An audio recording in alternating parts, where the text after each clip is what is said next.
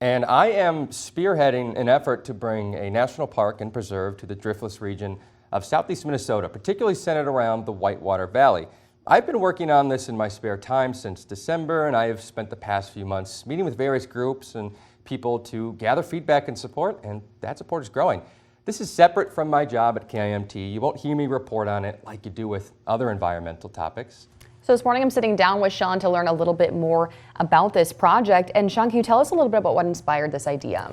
Well, you know me, Annalise. I talk about all the time in the mornings. I'm showing pictures of birds. I like to go digging in the dirt. I like Big looking nature at the, guy. I like looking at the clouds, right?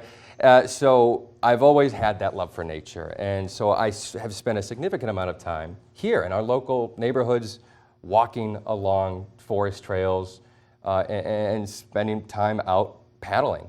And this is a beautiful area that we call our home. And so it comes from a desire to increase those protections and to see it cherished and to celebrate that. So that is the stem of this issue. Can you explain to us a little bit about why you believe the Driftless region needs protection specifically as a national park? So the Driftless region, it's amazing. So for those of you who don't know, real quick, it's that area in southeast Minnesota. Think of the bluffs. Yeah, you can see it right there. The bluffs along the Mississippi River. You go towards La Crosse, Winona.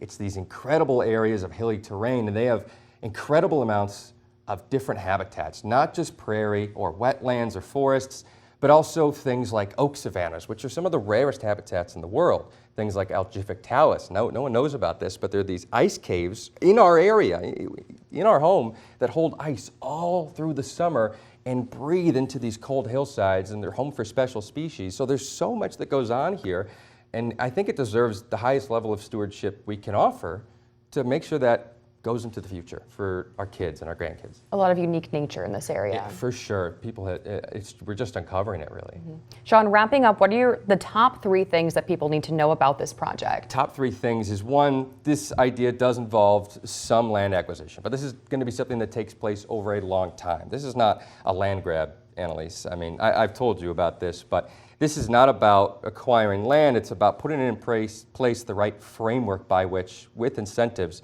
this can happen over decades, and that's how this can happen. Number 2, this is a moneymaker. National Park Service units bring in amazing amounts of tourism, and this, we've done an economic analysis, would bring in billions for the southeast Minnesota economy, which makes the difference.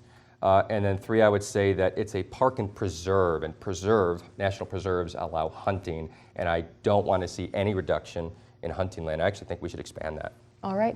Thank you, Sean. And we'll continue this conversation with Sean in 1 hour right here on KIMT News 3 Daybreak. You can also learn more about the project on its website. Sean will have that link for you on our website, KIMT.com. Coming up next, we're continuing our coverage on the partial apartment collapse in